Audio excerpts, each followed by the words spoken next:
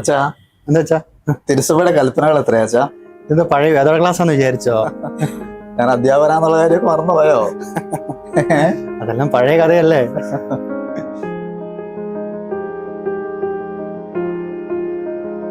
നമസ്കാരം. ഇതൊരു പഴയ കഥയല്ല, പുതിയ കഥയാണ്. ദൈവം രചിച്ച മനോഹരമായ ഒരു കഥ. വിദ്യാർത്ഥിയായിരുന്ന കാലത്ത് അധ്യാപകനായി കൈപിടിച്ചു നയിച്ചു. ദീപിക പത്ര വിതരണക്കാരനായിരുന്ന കുഞ്ഞുനാളിൽ ആ പത്രത്തിന്റെ ഏജന്റായി കൂടെ നടന്ന ഒരാൾ. സെമിനാരിയിൽ പോയപ്പോൾ അവിടെ ജൂനിയറും പിന്നീട് ബാച്ച്മേറ്റുമായി ഒപ്പം കൂടെ ഉണ്ടായിരുന്നു. ഇന്ന് ആ ഗുരുവും ശിഷ്യനും പട്ടം സ്വീകരിച്ച് വിശുദ്ധ കുർബാന അർപ്പിച്ചതും ഒരുമിച്ച് ഒരേ അൾത്താരയിൽ.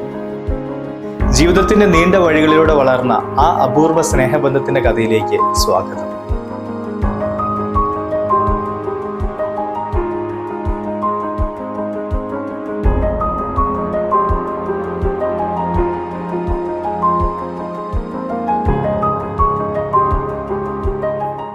ഞങ്ങൾ വരുന്നത് ചൂരപ്പടവ് ഇടവകയിൽ നിന്നാണ്. ഞങ്ങൾ MCBS കോൺഗ്രിഗേഷനിലെ അംഗങ്ങളാണ്. 2025 ഡിസംബർ 31 തലശ്ശേരി അതിരൂപതയിലെ ചൂരപ്പടവ് ഇടവകയിൽ വെച്ചായിരുന്നു ഞങ്ങളുടെ തിരുപ്പട്ടം. പണ്ട് വർഷങ്ങൾക്ക് മുമ്പ് 7ാം ക്ലാസ്സിൽ പഠിപ്പിച്ചുകൊണ്ടിരുന്നപ്പോൾ എന്തായി തീരാൻ ആഗ്രഹം എന്നൊക്കെ അച്ഛൻ ഒരുപാട് ചോദിക്കുമായിരുന്നു. ആ ചോദിക്കുന്ന ചോദ്യത്തിലും അച്ഛൻ്റെ ഉള്ളിലും ഉണ്ടായിരുന്നില്ലേ എനിക്കൊരു വൈദികനാണെന്നുള്ള ആഗ്രഹം? ഞാനൊരു വൈദികനാണെന്ന് പറയുമ്പോൾ അച്ഛൻ്റെ ഉള്ളിലും ആ ഉത്തരം തന്നെയായിരുന്നില്ലേ ഉണ്ടായിരുന്നത്? അത് ശരിയാണ്. അതിൻ്റെ ഒരു ചരിത്രം പരിശോധിക്കുകയാണെങ്കിൽ എൻ്റെ ജീവിതത്തിലും ഇത്തരത്തിലുള്ള അനുഭവങ്ങൾ ഉണ്ടായിട്ടുണ്ട്. അതായത് ഞാൻ സ്കൂളിലൊക്കെ പഠിക്കുന്ന സമയത്ത് ടീച്ചേഴ്സ് എന്നോട് ചോദിച്ചിട്ടുണ്ട് ഭാവിയിൽ ആരാകാനാണ് ആഗ്രഹം എന്നൊക്കെ. അപ്പോൾ ഞാൻ സെമിനാരി വന്നതിന് ശേഷം തിരിച്ചറിഞ്ഞ ഒരു കാര്യം, ഈ ഒരു അനുഭവം ഒരുപാട് ബ്രദേഴ്സിന് ഉണ്ടായിട്ടുണ്ട്. അവരത് എന്നോട് പങ്കുവച്ചിട്ടുമുണ്ട്.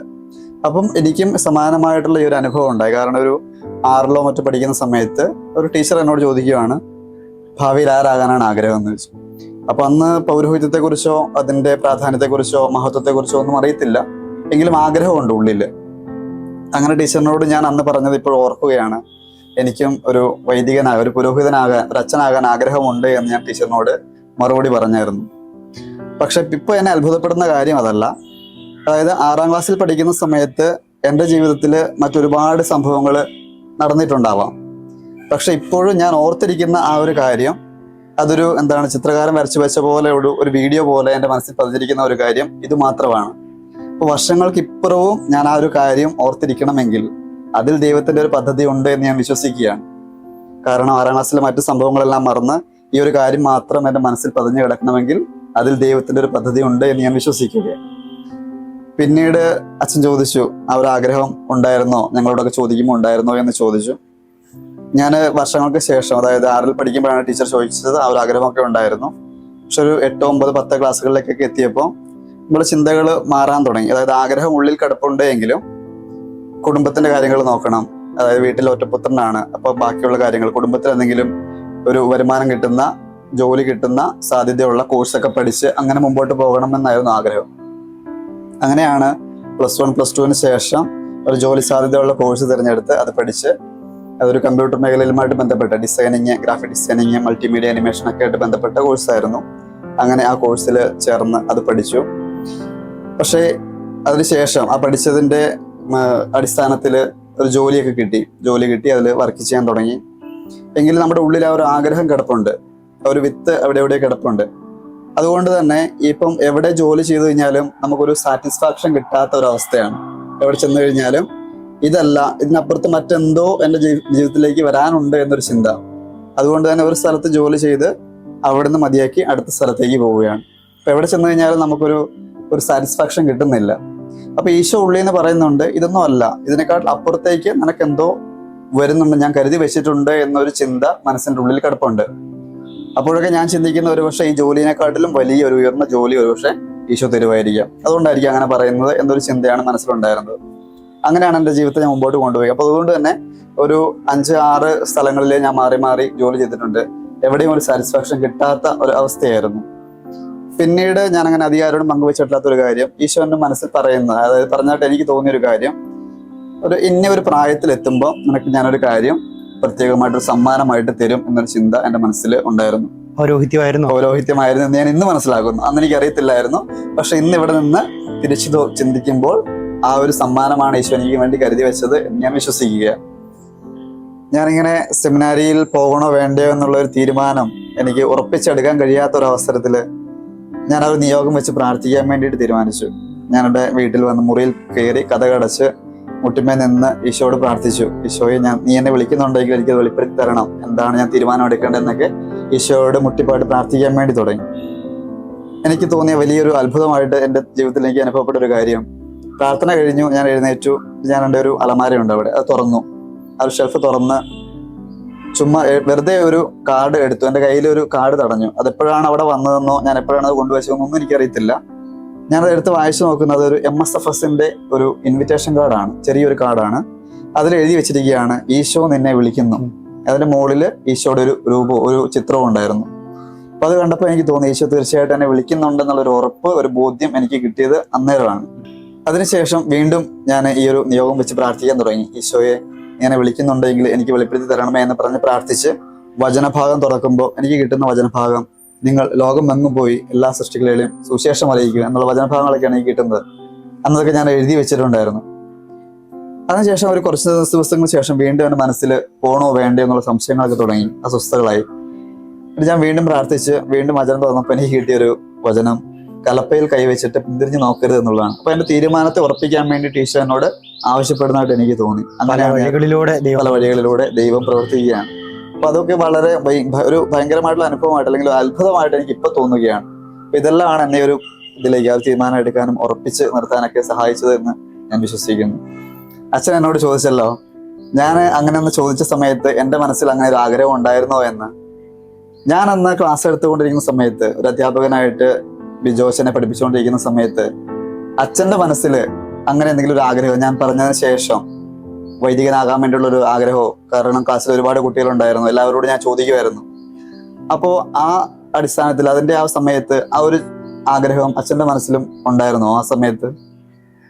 തീർച്ചയായും ഉണ്ടെന്ന് തന്നെ പറയാം. കാരണം ചെറുപ്പം മുതൽ ഒരച്ഛനാകണം എന്നുള്ള ആഗ്രഹത്തിൽ ജീവിച്ച ആളാണ് ഞാൻ. എൻ്റെ സ്കൂളിൽ പഠിക്കുന്ന കാലഘട്ടത്തിലും വേദപാഠത്തിലും എല്ലാം ടീച്ചേഴ്സും സിസ്റ്റേഴ്സും എല്ലാവരും ചോദിക്കും, ആരാകാൻ ആഗ്രഹം എന്ന്. അന്നെല്ലാം ഞാൻ പറഞ്ഞത് എനിക്കൊരു പുരോഹിതനാകണം എന്നുള്ള ആഗ്രഹം തന്നെയാണ്. എന്നാൽ അതിലേക്ക് എത്തിച്ചേരാനുള്ള യാത്ര ഇത്രത്തോളം കഠിനമാണെന്ന് ഞാൻ അന്ന് വിചാരിച്ചില്ല. കാരണം ഒരു സ്വപ്നത്തെ എത്തിപ്പിടിക്കുവാനായിട്ട് അതിലേറെ കഠിനമായ യാത്രകൾ ആവശ്യമുണ്ടായിരുന്നു. 8ലും 9ലും പഠിക്കുന്ന സമയത്ത് ഞാൻ നമ്മുടെ നാട്ടിൽ ചൂരപ്പുഴയിൽ ദീപിക പത്രം ഇടുന്നുണ്ടായിരുന്നു രാവിലെ എഴുന്നേറ്റ്. പക്ഷെ ആ സമയത്ത് ഏറ്റവും കൗതുകകരമായി ഇപ്പോൾ എനിക്ക് തോന്നുന്ന കാര്യം, ഞാൻ അന്ന് ദീപപത്രം ഇട്ടുകൊണ്ടിരുന്ന സമയത്ത് ദീപികേന്റെ ഏജന്റായിട്ട് അച്ഛൻ വർക്ക് ചെയ്യുന്നുണ്ടായിരുന്നു. അതുപോലെ എൻ്റെ അന്ന് ഒരിക്കലും പ്രതീക്ഷിച്ചില്ല ഇങ്ങനെയൊക്കെ നമ്മൾ ഒന്നിച്ചു വരുമെന്നുള്ളത്. അച്ഛനാകണം എന്നുള്ള ആഗ്രഹമായിട്ട് നമ്മൾ സ്കൂളിലും വേദപാഠത്തിലൊക്കെ ആയിരിക്കുമ്പോൾ ഇത് ഏറ്റവും കൂടുതൽ പ്രൊമോട്ട് ചെയ്തതും ഇതിനുള്ള വഴികളെല്ലാം കാണിച്ചു തന്നത് സിസ്റ്റേഴ്സാണ്. എൻ്റെ കാര്യത്തിൽ അത് തന്നെയാണ്. ഞാനും സിസ്റ്റേഴ്സ് വഴിയായിട്ടാണ് ഈ MCBS കോൺഗ്രിഗേഷനിലേക്ക് വരാനുള്ള കാരണം. നമ്മുടെ ഇടവകയിൽ നമ്മുടെ വികാരിയച്ഛൻ യൂത്തിനെയൊക്കെ വിളിച്ചു ചേർത്ത് നൈറ്റ് വിജിലൊക്കെ നടത്തുമായിരുന്നു. അപ്പൊ അങ്ങനെ ഒരു ദിവസം നൈറ്റ് വിജിൽ നടത്തിയ സമയത്ത് അച്ഛൻ ഇങ്ങനെ ചോദിക്കുകയാണ്, നിങ്ങൾക്ക് ആരാകാനാണ് ആഗ്രഹം എന്നൊക്കെ ചോദിക്കുന്നുണ്ട്, അല്ലെങ്കിൽ നിങ്ങൾക്ക് എന്തെങ്കിലും മനസ്സിലുണ്ടെങ്കിൽ ഷെയർ ചെയ്യാൻ വേണ്ടിയിട്ടൊക്കെ പറഞ്ഞിട്ടുണ്ട്. അപ്പോൾ 1-2 പേര് അവരുടെ വൈദികനാകാനുള്ള ആഗ്രഹമൊക്കെ പങ്കുവെച്ചപ്പോൾ ഞാനും പറഞ്ഞു, അച്ഛാ എനിക്കും ഇങ്ങനെ ഒരു ആഗ്രഹം പണ്ടുണ്ടായിരുന്നു എന്ന് പറഞ്ഞു. ഇപ്പൊ ഇല്ല, ഇപ്പൊ വെച്ചാൽ അതിന്റെ വിത്ത് കിടപ്പുണ്ട്, പക്ഷെ നേരത്തെ ഉണ്ടായിരുന്നു. കാരണം സാധിക്കാൻ പറ്റാതെ പോയതിന്റെ ഒരു വിഷമം. അപ്പോഴാണ് അച്ഛൻ ഒരു ഇൻസ്പിറേഷൻ പോലെ പറയുന്നത്, സമയം ഇനിയും കടന്നു പോയിട്ടൊന്നുമില്ല, ഇനിയും ആഗ്രഹിച്ചു കഴിഞ്ഞാൽ അല്ലെങ്കിൽ ഇനിയൊന്ന് പ്രയത്നിച്ചു കഴിഞ്ഞാൽ നടക്കും എന്ന് പറഞ്ഞു. അപ്പോൾ എൻ്റെ ഉള്ളിലുണ്ടായിരുന്ന ഒരു ആഗ്രഹം കുറച്ചും കൂടി ഒന്ന് വർദ്ധിച്ചു. എന്തെങ്കിലും പോസിബിലിറ്റി ഉണ്ട് എന്നുള്ളൊരു സാധ്യത കുറച്ചും കൂടി വർദ്ധിച്ചു. അങ്ങനെയാണ് ഞാൻ വീണ്ടും സിസ്റ്റേഴ്സിനുമായിട്ട് ഷെയർ ചെയ്യുന്നു. ആ സിസ്റ്റേഴ്സ് വഴിയായിട്ടാണ് MCBS കോൺഗ്രിഗേഷനിലേക്ക് എത്തിച്ചേർന്നത്. ഒരിക്കലും പ്ലാൻ ചെയ്ത് ഒന്നിച്ച് സെമിനാരി ചേർന്നവരല്ല ഞങ്ങള്. ഞാൻ 2014 ജൂൺ മാസമാണ് സെമിനാരി ചേരുന്നത്. അതിനുശേഷം 2 വർഷങ്ങൾക്ക് ശേഷമാണ് വർഗീസ് അച്ഛൻ MCBS സഭയിലേക്ക് കടന്നു വരുന്നത്. ശരിക്കും ഞാൻ അവിടെ ചേർന്നതിന് ശേഷമാണ്, അല്ലെങ്കിൽ അവിടെ എത്തിയതിനു ശേഷമാണ് അതേ സെമിനാരിയിൽ തന്നെ ബിജോച്ചൻ ഉണ്ടെന്നുള്ള കാര്യം ഞാൻ അറിയുന്നത് തന്നെ. എന്നെ സംബന്ധിച്ചിടത്തോളം ആ സമയത്ത് ഏറ്റവും ബുദ്ധിമുട്ടെന്ന് പറഞ്ഞാല്, എന്നെ 7ാം ക്ലാസ്സിൽ പഠിപ്പിച്ച അധ്യാപകൻ എൻ്റെ ജൂനിയറായിട്ട് കൂടത്തിൽ താമസിക്കുന്നു എന്നുള്ളതാണ്. കാരണം ഒരേ പ്രായത്തിലുള്ളവരൊക്കെ ഒന്നിച്ചു പോകുന്നത് നമുക്ക് കുഴപ്പമൊന്നുമില്ല. പക്ഷെ ഒരു അധ്യാപകൻ കൂടത്തിൽ വരുമ്പോൾ ക്ലാസ് മുറിയിൽ നിന്നും പുറത്തേക്ക് വരുന്ന ഒരു സാഹചര്യമാണ്. ക്ലാസ് മുറിയിൽ നമ്മൾ കുറച്ചും കൂടെയും വൃത്തിയായിട്ടൊക്കെ ജീവിക്കാനായിട്ടൊക്കെ ശ്രദ്ധിക്കും, അധ്യാപകനെ പ്രീതിപ്പെടുത്തണമല്ലോ. പക്ഷെ അതിനേക്കാളും ഏറ്റവും ബുദ്ധിമുട്ടാണ് സെമിനാരിയിലായിരിക്കുമ്പോൾ 365 ദിവസം കൂടത്തിൽ കൂടത്തിൽ നടക്കുന്ന ഒരു അനുഭവം എന്ന് പറഞ്ഞാൽ.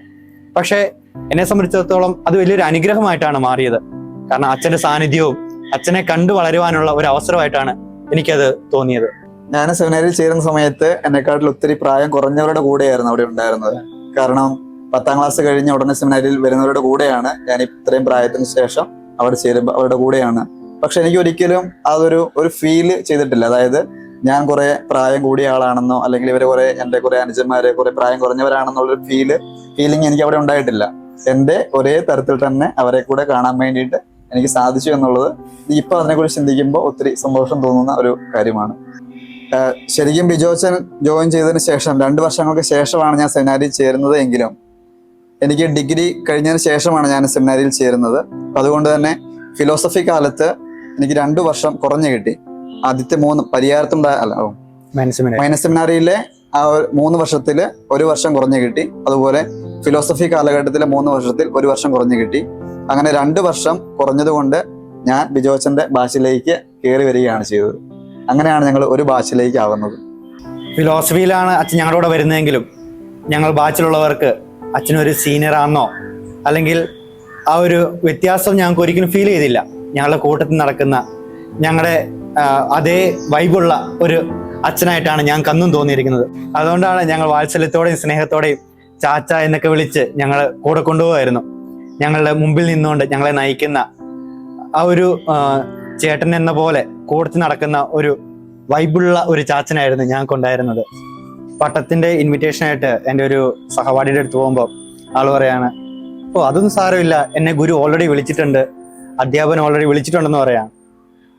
എന്നെ ഇന്നിവിടെ നിന്ന് നോക്കുമ്പോൾ എന്നെ ചെറുപ്പം മുതൽ കുട്ടിക്കാലം മുതൽ അറിയുന്ന ഒരാള് എൻ്റെ കൂടെ ഉള്ളത് എനിക്ക് ഏറ്റവും വലിയൊരു സപ്പോർട്ടാണ്.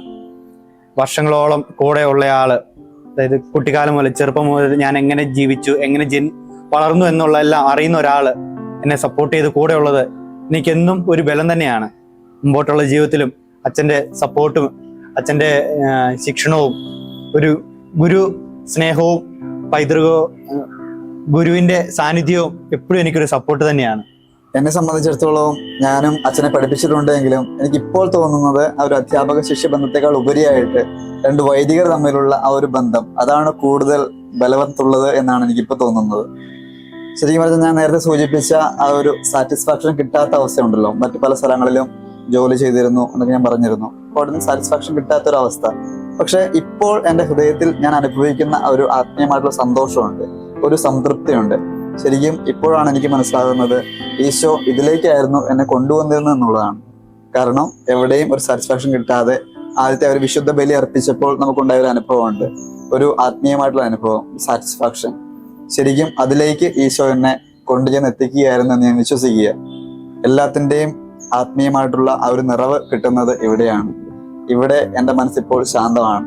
മറ്റൊന്നിലേക്കും പോകണമെന്നോ അല്ലെങ്കിൽ ഇതല്ല മറ്റൊന്ന് നിനക്ക് വേണ്ടി കരുതി വെച്ചിട്ടുണ്ടെന്ന് ആരെങ്കിലും പറയുന്നതായിട്ടോ എനിക്ക് അനുഭവപ്പെടാറില്ല. കാരണം ഈശോ എന്താണോ ആഗ്രഹിച്ചത് ഞാൻ അവിടെ എത്തി എന്ന് തന്നെ ഞാൻ വിശ്വസിക്കുന്നു. ഞാനിപ്പോൾ കുറച്ച് ലേറ്റ് ആയിട്ടാണ് സെമിനാരിയിൽ ചേർന്നത്. അപ്പം എനിക്ക് പറയാനുള്ള ഒരു കാര്യം, കുറച്ച് പ്രായം കഴിഞ്ഞു കഴിഞ്ഞാലും നമുക്ക് നമ്മുടെ ഉള്ളിലുള്ള ആഗ്രഹം യാഥാർത്ഥ്യം ഒരു ജെനുവിൻ ആണ് എങ്കിൽ തീർച്ചയായിട്ടും പ്രായമല്ല, മറിച്ച് നമ്മുടെ ആഗ്രഹത്തിനാണ് ദൈവം മുൻതൂക്കം കൊടുക്കുക. അത് എപ്പോഴാണെങ്കിലും നമുക്ക് അതിലേക്ക് എത്തിച്ചേരാൻ വേണ്ടിയിട്ട് സാധിക്കും എന്നുള്ളതാണ്. അതിന് പ്രായം ഒരു പ്രതിബന്ധമല്ല. ഇപ്പോൾ ചിലരൊക്കെ ചിലപ്പോഴൊക്കെ ഒരു തീരുമാനം എടുക്കാൻ വേണ്ടിയിട്ട് ബുദ്ധിമുട്ടുന്നുണ്ടെങ്കിൽ അവരോടൊക്കെ ഞാൻ പറയുന്നത്, നമ്മളൊരു തീരുമാനം എടുക്കുക, ആ തീരുമാനത്തിൽ ഉറച്ചു നിൽക്കുക, ബാക്കി കാര്യങ്ങളൊക്കെ തമ്പുരാന് വിട്ടുകൊടുക്കുക. ഞാൻ ചെയ്തത് ഇപ്പോൾ ഇത് തന്നെയായിരുന്നു. ഞാനൊരു തീരുമാനം എടുത്തു, ഈശോയോട് പറഞ്ഞു, ഈശോയെ ബാക്കിയുള്ള എല്ലാ കാര്യങ്ങളും ഞാൻ നിന്റെ കരങ്ങളിൽ ഏൽപ്പിക്കുകയാണ്, നിനക്ക് എൻ്റെ സാഹചര്യങ്ങളെല്ലാം അറിയാം, എല്ലാ കാര്യങ്ങളും നീ തന്നെ വേണ്ട രീതിയിൽ അത് അറേഞ്ച് ചെയ്യണം എന്ന് പറഞ്ഞ് ഈശോയ്ക്ക് ഏൽപ്പിച്ചു കൊടുത്തു. ഞാൻ പിന്നീട് ഒന്നും അറിഞ്ഞില്ല. എൻ്റെ ജീവിതത്തിലൂടെ ഈശോ കൃത്യമായിട്ട് പ്രവർത്തിച്ച് വളരെ പെട്ടെന്ന് തന്നെ എല്ലാ കാര്യങ്ങളും, ഞാൻ സെമിനാരിൽ ചേരുന്ന വരെയുള്ള കാര്യങ്ങളെല്ലാം വളരെ പെട്ടെന്ന് ഈശോ അറേഞ്ച് ചെയ്തു എന്നുള്ളതാണ്. ബാക്കിയുള്ള അന്ന് മുതൽ ഇന്ന് വരെയുള്ള എല്ലാ കാര്യങ്ങളും ഈശോയുടെ കരങ്ങളിലൂടെയാണ് മുമ്പോട്ട് പോയത്. പിന്നെ നമുക്കൊന്നും പേടിക്കാനില്ല, കാരണം നമ്മൾ വിട്ടുകൊടുത്തിരിക്കുന്നത് ഈശോയ്ക്കാണ്. ഈശോ മുമ്പോട്ട് നയിക്കും എന്നുള്ളൊരു വിശ്വാസത്തോടു കൂടെ മുൻപോട്ട് പോവുക തന്നെ ചെയ്യുക. ഒരു തീരുമാനം എടുത്തിട്ട് അത് വേണോ വേണ്ടോ എന്ന് അറച്ചു നിൽക്കാൻ പാടില്ല. തീരുമാനം എടുത്താൽ എടുത്തതായിരിക്കണം. അതിനനുസരിച്ച് ഈശോയുടെ കൂടെ കൈപിടിച്ച് മുമ്പോട്ട് പോവുകയാണെങ്കിൽ ഒന്നും പേടിക്കാനില്ല. ഈശോ നമ്മളെ കൃത്യസ്ഥലത്ത് തന്നെ കൊണ്ടുചെന്ന് എത്തിക്കും എന്നുള്ളത് ഉറപ്പുണ്ട്.